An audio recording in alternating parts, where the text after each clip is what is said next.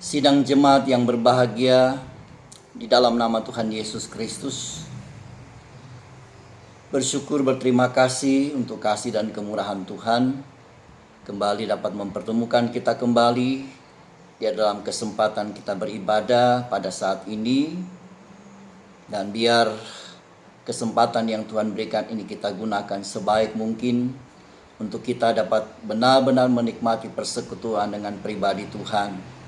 Terlebih lagi dalam rangka kita memperingati akan kematian Tuhan, dan kita sungguh-sungguh boleh memanfaatkan demi kebaikan kehidupan kita, terutama untuk kita boleh sampai membawa kehidupan kita ini boleh mencapai kegenapan rencana Tuhan yang mulia. Di dalam rekaman video saat ini kita boleh bertemu, bertatap muka. Walaupun tidak seperti ketika kita beribadah di gereja, kita dapat berhimpun bersama, memuji memuliakan Tuhan, menikmati firman Tuhan. Namun sekalipun demikian, tidak mengurangi kerinduan kita, harapan kita di dalam persekutuan ini. Kita boleh tetap mengalami hadirat Tuhan untuk kita semakin dapat membawa hidup kita menjadi kehidupan yang berkenan dan menyenangkan Tuhan. Dan sebelum kita lanjut dalam acara ini, ibadah ini, kita datang kepada Tuhan terlebih dahulu, kita berdoa. Bapa di surga, kami mengucap syukur terima kasih untuk kasih dan kemurahan Tuhan yang kembali boleh berlaku dalam kehidupan kami. Walaupun dalam pertemuan ibadah kami saat ini tidak bertatap muka, namun kami berada di tempat kami masing-masing. Namun harapan kerinduan kami, apa yang boleh kami manfaatkan saat ini adalah benar-benar merupakan anugerah berkat Tuhan yang tidak harus memisahkan kami, sebab tali kasih-Mu tetap mempersekutukan kami satu dengan yang lain. Oleh karena itu, seluruh rangkaian acara ibadah kami saat ini Engkau memberkati dari awal pertengahan sampai akhirnya. Biar semua berjalan dalam campur tangan berkat kasih pertolongan Tuhan. Pakai kami dalam segenap tugas pelayanan yang ada, biar semua dalam hikmat kebijaksanaan urapan kuasa Roh Kudus-Mu Tuhan, sehingga segala sesuatu berjalan menurut apa yang menjadi maunya Tuhan. Karena itu kuasa urapi kami, memberikan kami semua ketenangan untuk kami dapat benar-benar memanfaatkan acara ibadah ini dari awal, pertengahan sampai pada selesainya. Adapun gangguan kuasa berjalan setan yang bisa mengganggu, mengacaukan, bahkan mengalihkan hati, pikiran, perasaan kami, suasana hati kami. Kami kata seman kuasa kami hancurkan dalam nama Yesus, darah Yesus yang berkuasa. Karena itulah kami melakukan seluruh rangkaian acara kami ini, biar dalam berkat kasih Tuhan dari awal pertengahan sampai akhirnya. Terpujilah nama-Mu. Terima kasih Tuhan. Dan kami memulaikan ibadah kami saat ini dalam nama Tuhan Yesus Kristus. Haleluya. Amin. Puji Tuhan. Sebelum kita bersama untuk datang mendengarkan firman Tuhan, kita lebih dulu akan menyanyikan satu atau dua pujian. Pada kesempatan ini, saya dan istri memuji Tuhan di tempat di sini, dan sidang jemaat memuji Tuhan di tempat jemaat berada dimanapun berada. Puji Tuhan. Pujian pertama kita akan menyanyikan pujian Jejak-Mu Tuhan.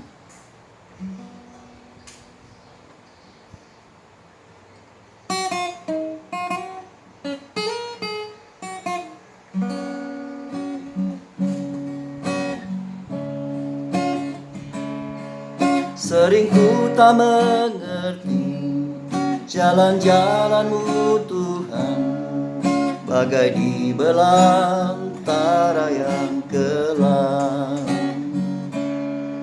Tanpa seribu tanya, namun tetap percaya, jejak-Mu Tuhan sungguh sempurna. Ajarku memahami semua yang Kau ingini, agar hidupku puaskan hati-Mu. Bagi-Mu aku rela sepenuh hati menghamba, serahkan diri ke napi karya-Mu.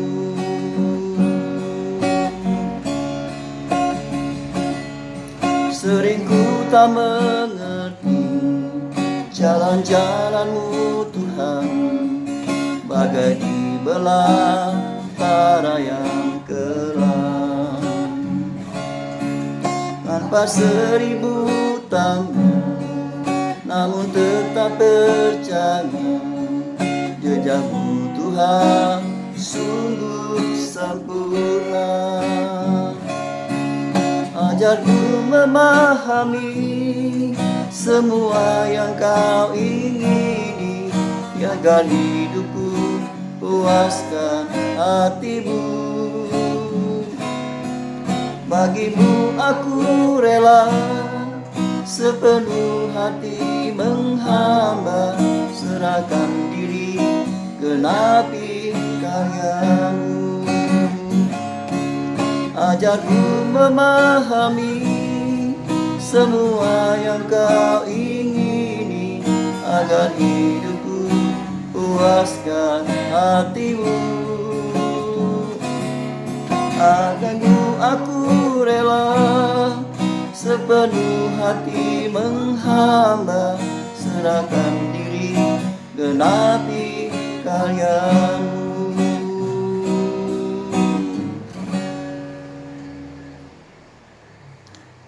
Kita menyanyi sebuah pujian lagi dengan judul Terima Kasih Tuhan. Maafkan, bukan terima kasih Tuhan, tapi bungkuslah daku Tuhan. Terima kasih Tuhan itu kalimat pertama dari kupletnya. Bungkuslah daku Tuhan.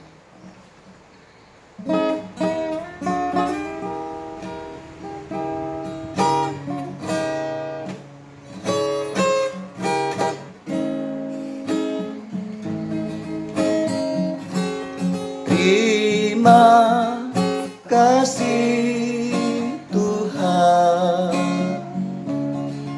aku tak sendiri lagi. Ada kasih Yesus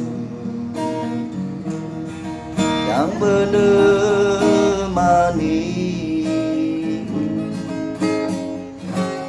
Tiada sobat lain seperti diri-Mu Tuhan,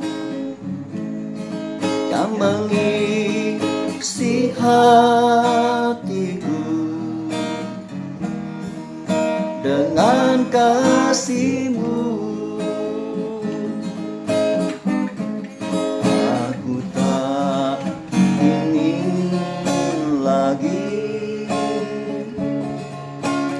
Lepas dari-Mu Tuhan,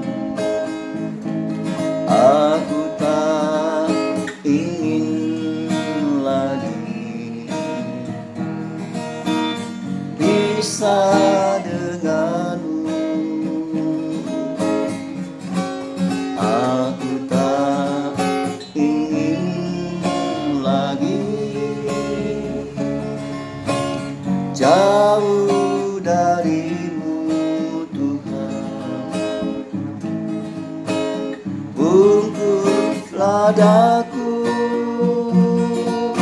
Tuhan dengan kasih-Mu.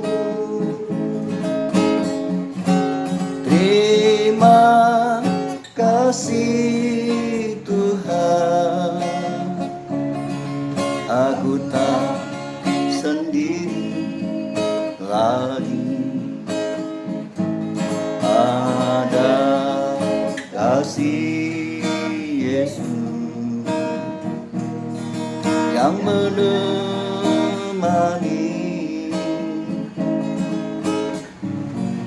Tiada sobat lain seperti diri-Mu Tuhan, yang mengisi hatiku dengan kasih-Mu.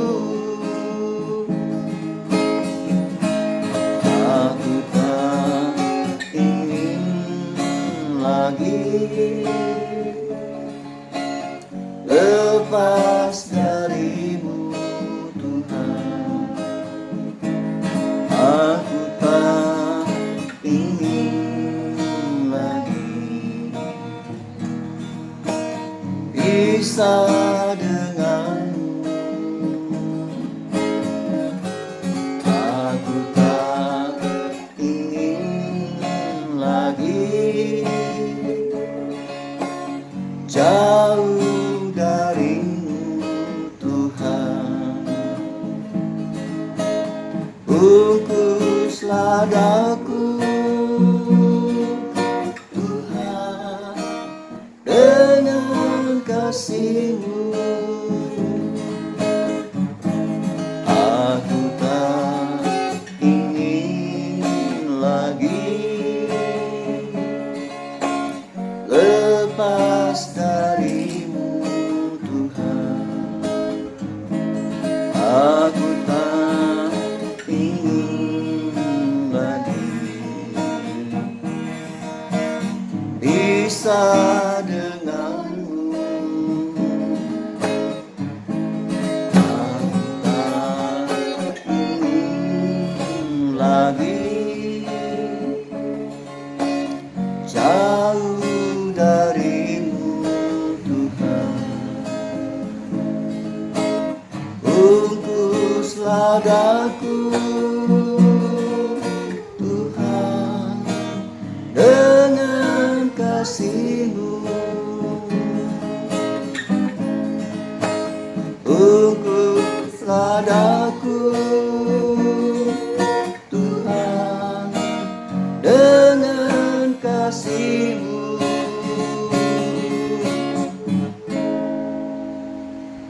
Puji Tuhan, demikian pujian kita kesempatan saat ini, dan kita bersama datang kepada Tuhan. Kita akan mendengarkan berita firman Tuhan berkaitan dengan peristiwa kematian Tuhan. Puji Tuhan, kita berdoa. Bapa di dalam sorga, kami mengucap syukur terima kasih untuk kesempatan yang Kau berikan bagi kami di tengah-tengah keterbatasan yang ada. Namun kasih-Mu tidak pernah berubah, firman Tuhan tidak pernah berubah. Terus menjangkau kami, menjangkau sidang jemaat-Mu, memberkati kami semua di dalam berkat-berkat firman ini. Dan di dalam berkat firman inilah kami boleh semakin mengerti akan kehendak rencana Tuhan bagi kepentingan hidup kami di hari-hari ini. Oleh karena itu Tuhan, tolong kami Engkau sebagai kesempatan pemberitaan firman Allah yang tidak terlewat dengan sia-sia, tapi benar-benar dengan kuatan hikmat, kebijaksanaan, urapan Roh Kudus-Mu, kami dapat mengerti, menangkap apa menjadi kehendak rencana setiap kehidupan kami. Sehingga arti kematian-Mu bagi kami bukan menjadi sesuatu yang sia-sia, bukan juga hanya sekedar peringatan, tapi benar-benar kami boleh alami kuat kuasa yang bekerja dalam kehidupan kami, melepaskan kami dari ikatan-ikatan dosa yang dapat membawa kami kepada kebinasan kekal. Oleh karena itu tolong kami agar supaya persekutuan kami dengan firman-Mu benar-benar terjalin luar biasa, mengerjakan pembaharuan penyucian untuk membentuk kehidupan kami boleh menuju pada kesatuan tubuh Kristus yang sempurna. Tolong kami semua Tuhan. Demikian hamba-Mu yang akan menyampaikan firman-Mu, pakai dengan kemampuan hikmah dari surga, urapan kuasa Roh Kudus-Mu, hingga setiap firman tersampaikan menurut apa yang menjadi maunya Tuhan. Oleh kebenaran firman semua proses hidup kami, menjadikan hidup kami boleh semakin indah, berharga di hadapan Tuhan. Kuasai kami semua, memberi kami semua ketenangan, hati, pikiran maupun dalam perasaan kami. Dan Engkau dengan segala kebebasan berbicara, berfirman bagi setiap kehidupan kami.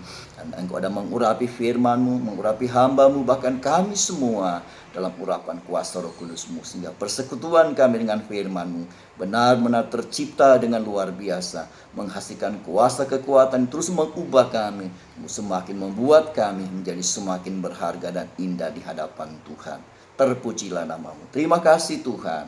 Bahkan seusai pemberitaan firman Allah, kami akan tutup dengan menggunakan perjamuan suci. Engkau dah layakkan kami dan memberkati perjamuan suci ini bagi kami. Sebagai wujud nyata kasih Tuhan yang sudah berkorban bagi kami, menyelamatkan kami, memberikan kami harapan-harapan lebih jauh lagi untuk menghentar kami sampai pada kehidupan mulia, kehidupan surga yang kekal bersama dengan Tuhan, di mana menjadikan hidup kami sebagai sidang mempelai Tuhan yang sempurna, dengan Engkau pribadi sebagai mempelai laki-laki surga kami. Terpujilah namamu. Terima kasih Tuhan, karena itu Kau membuka hati kami sambut pribadi-Mu di dalam firman-Mu. Dalam nama Tuhan Yesus Kristus. Haleluya. Amin.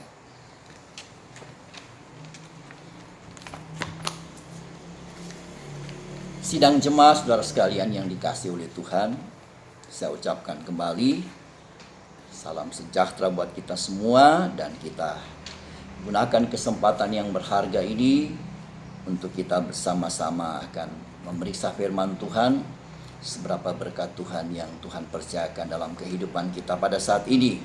Dan untuk itu kita segera membuka Alkitab kita. Saudara di rumah, saudara membuka Alkitab saudara, dan saya juga membuka Alkitab saya di sini bersama dengan istri.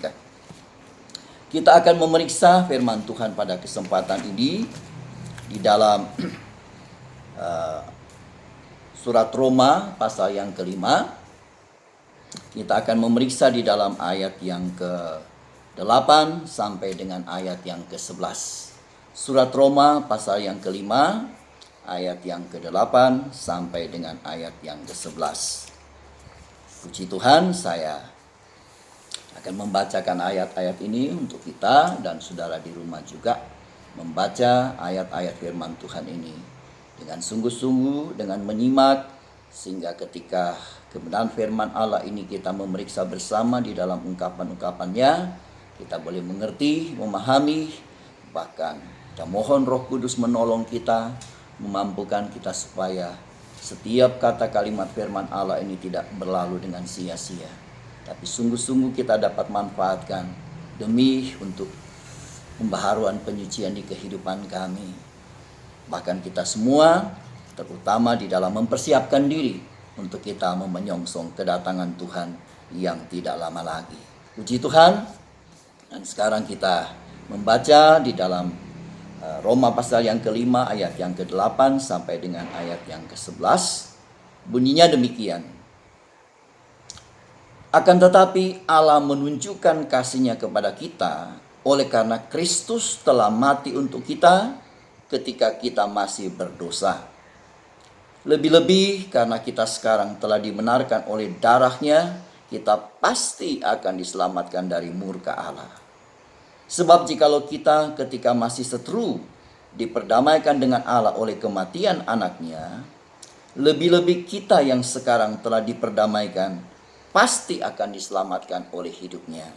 Ayat yang ke-12, ayat 11. Dan bukan hanya itu saja, kita malah bermegah dalam Allah oleh Yesus Kristus Tuhan kita, sebab oleh Dia kita telah menerima pendamaian itu. Puji Tuhan. Demikian pembacaan firman Tuhan kita pada kesempatan ini. Dan untuk ayat-ayat ini yang akan kita periksa bersama, saya berikan saja judul atau tema, kasih Allah berjalan lebih jauh dari kejatuhan kita manusia. Itu tema yang saya berikan untuk kita semua berkaitan dengan pemberitaan firman Tuhan di dalam surat Roma pasal yang kelima ayat yang ke-8 sampai 11 ini. Kasih Allah berjalan lebih jauh dari kejatuhan kita manusia. Bapak Ibu sidang jemaat saudara sekalian yang dikasihi oleh Tuhan, peristiwa kematian Tuhan adalah peristiwa yang sangat luar biasa, dan tentunya semua umat Kristiani merayakan, memperingati akan peristiwa bersejarah yang sangat luar biasa, karena itu berkaitan dengan rencana keselamatan yang Tuhan kerjakan untuk setiap kita manusia, supaya kehidupan kita tidak tinggal di dalam ancaman kebinasan. Karena kalau kehidupan kita tidak dilepaskan dari dosa, maka upah dosa adalah maut. Namun bagi kita, kematian Tuhan tidak hanya sekedar peringatan. Kita lebih lagi Yaitu kita memanfaatkan peristiwa kematian Tuhan itu untuk kita alami kuasanya di dalam kehidupan kita. Sehingga menghasilkan kelepasan-kelepasan dari segala perkara yang tidak sesuai dengan kehendak Tuhan. Dilepaskan dari dosa, kejahatan, dan macam-macam perkara yang dapat membawa kehidupan kita pada penghukuman kekal. Oleh karena itulah kita bersyukur kalau kasih Tuhan yang luar biasa ini boleh tetap kita alami dalam kehidupan kita semua. Puji Tuhan. Sidang jemaat yang berbahagia dalam Tuhan. Kisah atau sejarah manusia atau sejarah umat manusia di dunia ini adalah sejarah dosa. Sejarah dosa. Jadi dari sejak zaman Adam terus berjalan sampai di generasi kita sekarang. Kita melihat rentetan dosa terus menerus yang tidak ada habis-habisnya. Terus ada, bahkan terus terjadi dan terjadilah. Karena itu dunia ini kelak akan dihukum oleh Tuhan oleh sebab segala dosa dan kejahatan ini. Memang dia sudah datang menebus dosa, tetapi apa yang sudah dimanfaatkan oleh manusia tentang karya penebusan Tuhan dimulai dari kematian Tuhan ini. Tergantung Allah melakukannya untuk kita, tetapi apakah kita memanfaatkan pengorbanan Tuhan untuk kehidupan kita?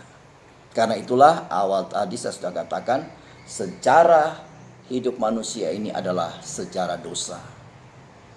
Dan kemanapun kita mengarahkan pandangan kita, maka kita akan melihat akibat-akibat dari dosa, dari kehidupan orang-orang yang ada di sekitar kita, dari kehidupan bangsa-bangsa yang ada di dunia ini. Dosa terlihat di dalam setiap tindak perbuatan, pemikiran, tutur kata, dan apa saja dalam kehidupan kita manusia. Yang jelas, dosa ini telah mencengkram dan memperbudak manusia dari waktu ke waktu tanpa manusia berdaya menghadapi, mengatasi, apalagi melepaskan dari cengkraman dosa ini. Kita manusia tidak mampu. Sekuat sehebat apapun kita manusia, tidak seorang pun sanggup melepaskan diri dari cengkraman belenggu dosa ini yang akan membawa kehidupan kita kepada kebinasan kekal. Sebab firman Tuhan mengatakan upah dosa adalah maut. Nah, berbicara tentang dosa, di dalam pandangan manusia ada bermacam-macam tentang dosa itu. Begitu juga dosa menurut Alkitab. Ada banyak menyebutkan tentang dosa itu apa, dan sebagainya. Nah, antara lain di dalam Yohanes pasal yang ke-16 ayat yang ke-9, di sana mendefinisikan dosa itu adalah karena tidak percaya, atau tidak percaya itu dosa. Itu definisi Alkitab tentang dosa.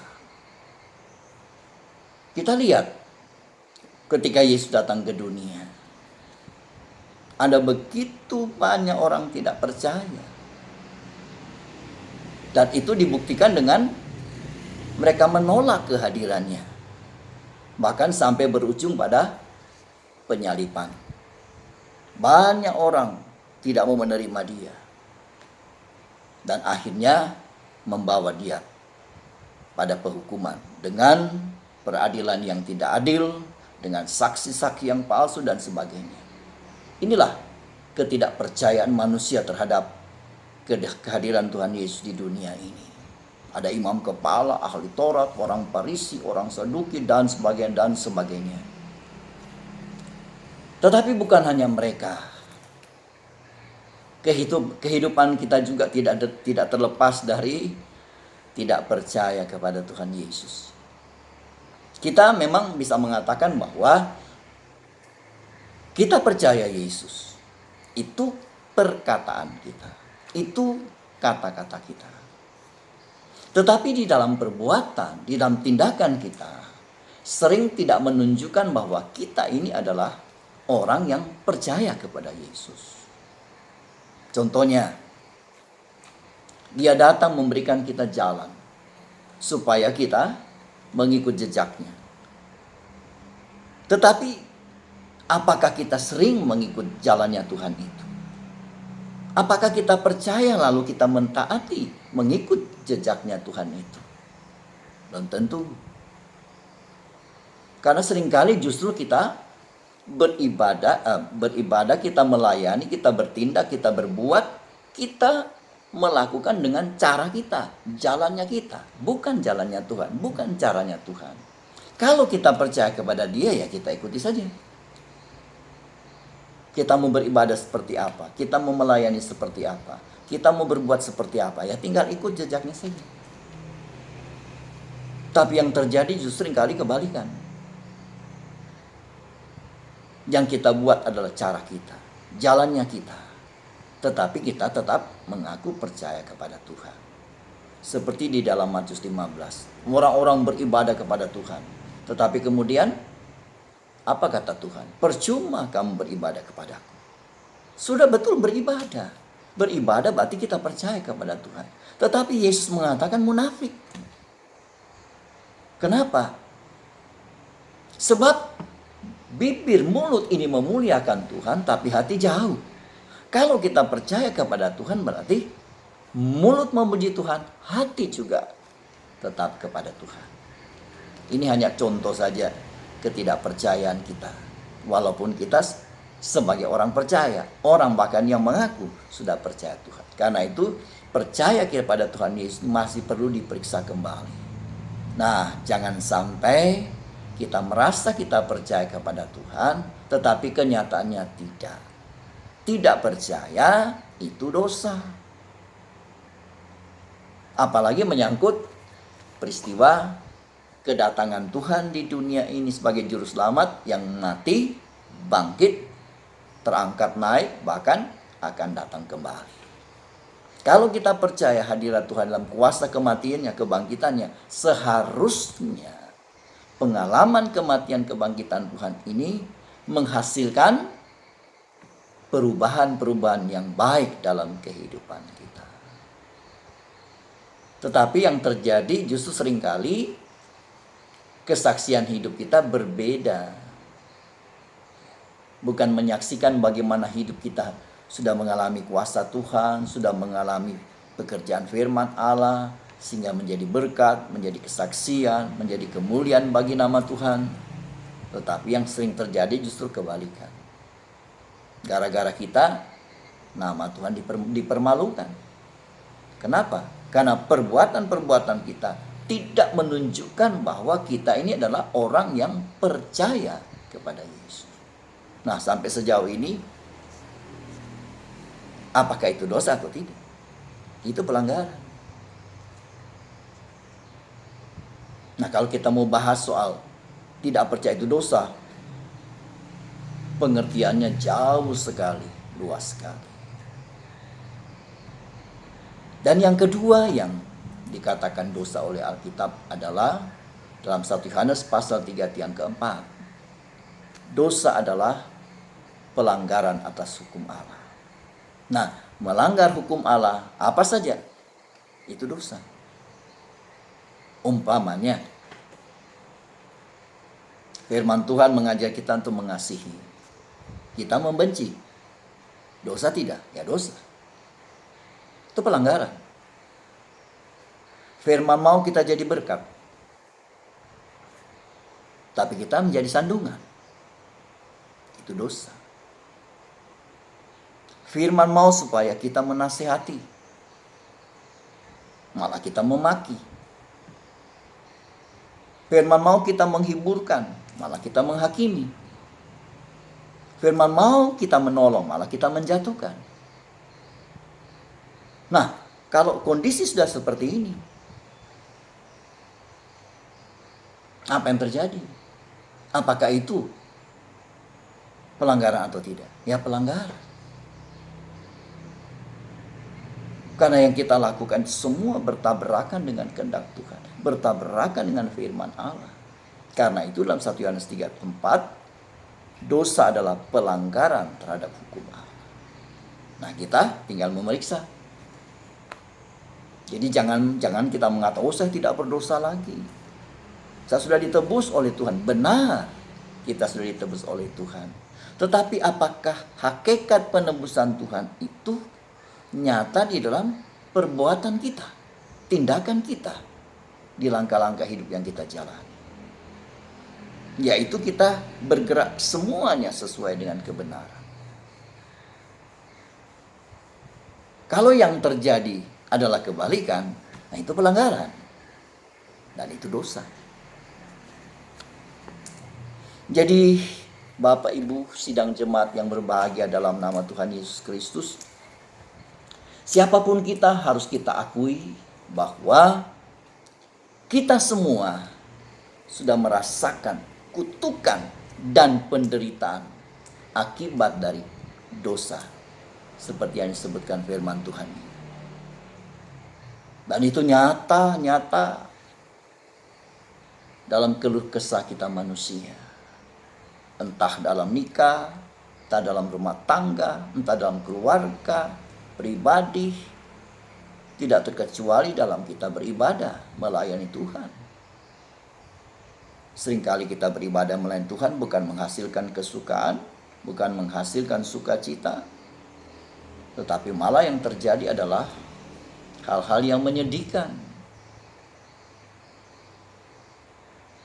Bukannya terjadi kelepasan, malah hidup kita semakin terpuruk.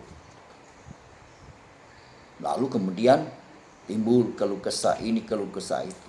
Inilah buah dari dosa. Siapapun kita tidak mampu melepaskan dari jerat dosa ini.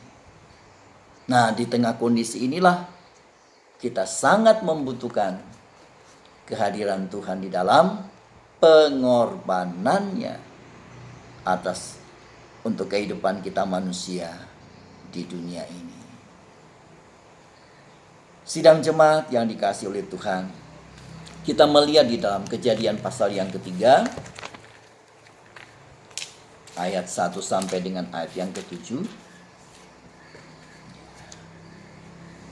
Kita tidak membaca semua, kita baca beberapa ayat di dalamnya. Dalam ayat yang ke-6 dan ayat yang ke-7, lengkapnya ayat 1 sampai dengan ayat yang ke-7, kita baca ayat 6 dan 7. Perempuan itu melihat bahwa pohon itu baik untuk dimakan dan sedap kelihatannya. Lagi pula pohon itu menarik hati karena memberi pengertian. Lalu ia mengambil dari buahnya dan dimakannya dan diberikannya juga kepada suaminya yang bersama-sama dengan dia. Dan suaminya pun memakannya.